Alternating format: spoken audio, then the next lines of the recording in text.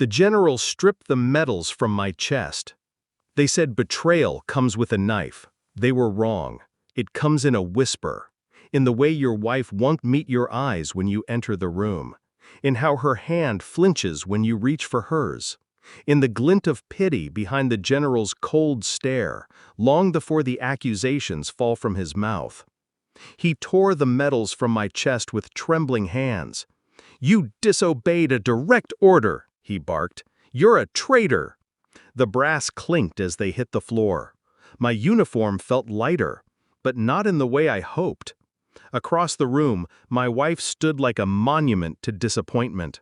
Her voice held no quiver, no hesitation. "Have you nothing to say for yourself, loser?" Loser. That word sank deeper than anything the general screamed. I raised my hand slowly. One call. The general scoffed. "Who? Your lawyer? It's too late for that." I didn't answer.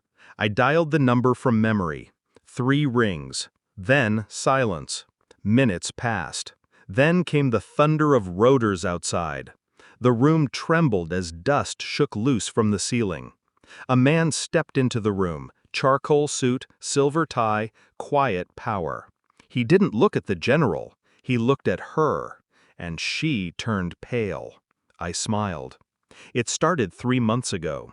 A late deployment. A 2-day delay due to a failed extraction op. No calls, no messages, only silence. When I returned, she met me with a smile too wide. A kiss that tasted unfamiliar.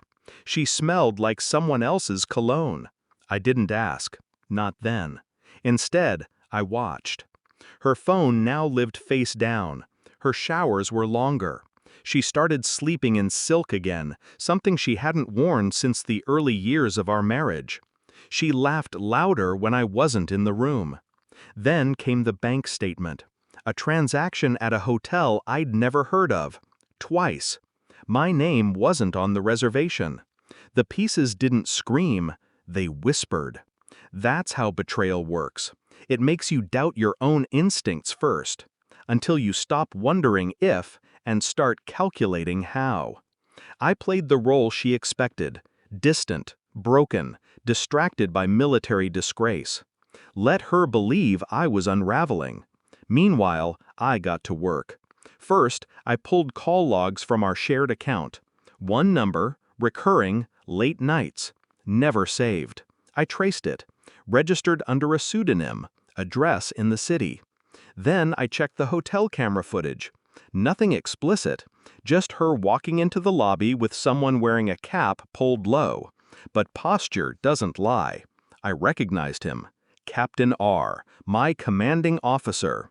The one who always told me I didn't deserve her, who smiled a little too long when she visited the base. My hands didn't shake, not even once. Instead, I submitted a request to internal investigations. Hypothetical conflict of interest. Nothing formal. Just enough to put eyes where they belonged. Then I sent for a paternity test kit. Our daughter. The one with eyes that never mirrored mine. She was 5, and I needed the truth. Every action, every click, every sealed envelope, I did it without expression. Revenge isn't rage. It's arithmetic. The results came back in a simple white envelope. No flourish, just a line of code and a percentage. 0.00% paternity. It didn't feel like heartbreak, it felt like clarity. A week later, another envelope. This one from Internal Affairs. Unauthorized fraternization with a subordinate spouse during active duty. Captain R. He was being investigated. Suspended, pending court-martial. I didn't tell her, not yet. Instead, I waited until the general called me in for disciplinary action. She came with me, dressed in her best black dress, the same one she wore to seduce lies. That's when the medals came off. That's when she called me a loser. That's when I made the call. And the man in the suit arrived. The general blinked. "Who the hell are you?" "National Intelligence Oversight," he said, flashing credentials. "Captain R has been reassigned, permanently. Your actions, General, will be reviewed for complicity." He turned to my wife, then handed her the paternity report. She didn't speak. Her lips parted, but the air froze inside her lungs, and I just watched. I picked up my medals from the floor, polished one with my sleeve. "Do you know what the worst part was?" I asked her. She couldn't meet my eyes. Not the affair, not the betrayal. I paused. "It's that you didn't think I'd figure it out." She tried to speak. I raised a hand. "No." The man in the suit approached her. "You'll be questioned about your role in the breach. We suggest you cooperate." Tears formed, but I'd seen them before.